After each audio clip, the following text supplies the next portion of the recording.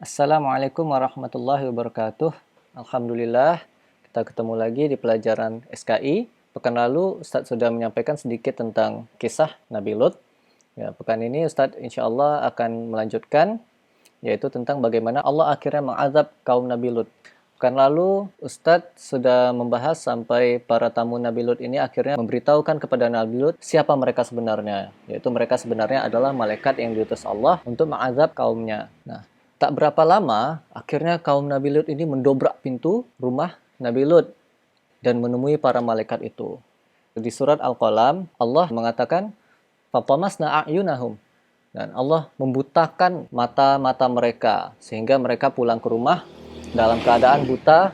Jadi mereka seperti memegang-megang dinding untuk sampai kepada rumah mereka, seperti ini. Jadi mata mereka tidak melihat jalan, mereka memegang-megang dinding untuk bisa sampai ke rumahnya. Kemudian para malaikat meminta Nabi Lut untuk pergi bersama keluarganya pada malam hari, ya, karena azab akan menimpa kaumnya pada subuh hari atau pagi hari, ya.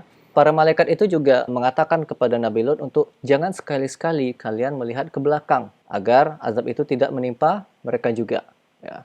Lalu pada malam hari Nabi Lut dan keluarganya pergi meninggalkan negeri Sodom. Setelah mereka pergi meninggalkan dan tiba waktu subuh, maka Allah mengirimkan kepada mereka azab yang pedih yang menimpa negeri itu. Jadi saat itu negeri tersebut bergoncang dengan goncangan yang keras. Lalu salah seorang malaikat mencabut negeri itu kayak dengan ujung sayapnya itu dikeruk gitu. Ini misalnya negeri Sodom dikeruk pakai sayap malaikat itu. Jadi setelah dikeruk, lalu negeri itu diangkat sampai ke atas langit. Diangkat sampai ke atas langit, lalu dibalikkan. Yang bawah menjadi atas dan atas menjadi bawah. Lalu dilempar ke bawah dan dihujani dengan batu-batu yang panas secara bertubi-tubi. Allah berfirman, maka ketika datang azab kami jadikan negeri kaum Lut itu yang di atas ke bawah. Dan kami hujani mereka dengan batu dari tanah yang terbakar dengan bertubi-tubi, yang diberi tanda. Nah, ada ulama yang berpendapat yang diberi tanda ini maksudnya adalah batu-batu itu sudah ditentukan oleh Allah, batu ini untuk si fulan, kaum Nabi Lut, batu ini untuk si fulan, kaum Nabi Lut, batu ini untuk istri Nabi Lut, misalnya. Bahkan menurut para ulama, kaum Nabi Lut yang tidak ada di negeri itu pun, yang mereka juga bermaksiat, mereka juga dikejar oleh batu ini. Jadi batunya tuh udah ditandai sama Allah untuk seluruh kaum Nabi Lut, walaupun mungkin mereka tidak berada di negeri tersebut, ya. Dan siksaan itu tidaklah jauh dari orang-orang yang zalim, ya. Allah akhirnya menyelamatkan Nabi Lut dan keluarganya selain istrinya dengan rahmat dari Allah.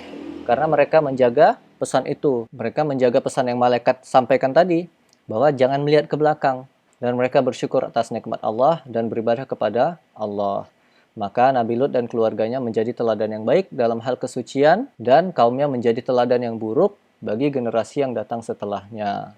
Dan kami tinggalkan pada negeri itu suatu tanda bagi orang-orang yang takut kepada siksa yang pedih.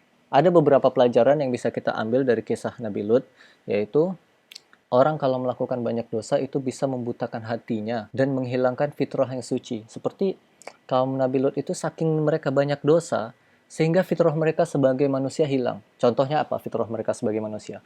Allah menciptakan laki-laki itu berpasangan dengan perempuan. Fitrahnya sudah seperti itu. Ya, dari zaman Nabi Adam sampai hari kiamat itu nggak pernah berubah. Laki-laki pasti berpasangan dengan perempuan.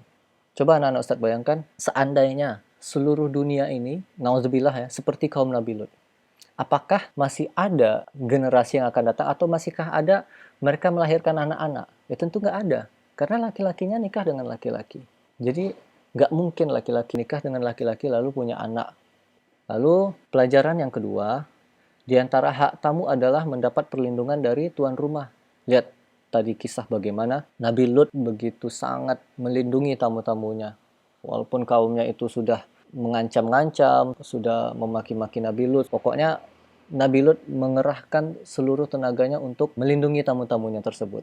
Begitu juga kita, jika ada tamu yang di rumah, kita lindungi sebisa kita.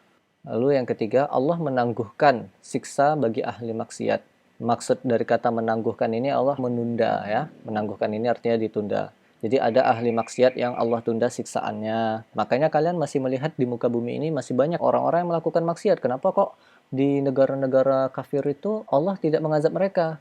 Ya, itu bisa saja karena Allah sedang menangguhkan siksa bagi mereka. Bisa saja Allah memang memberikan mereka kenikmatan di dunia, tapi di akhirat mereka disiksa. Namun, bila Allah berkehendak, maka Allah akan menyegerakan siksa itu. Maka dia tidak akan membiarkan satu orang pun hidup.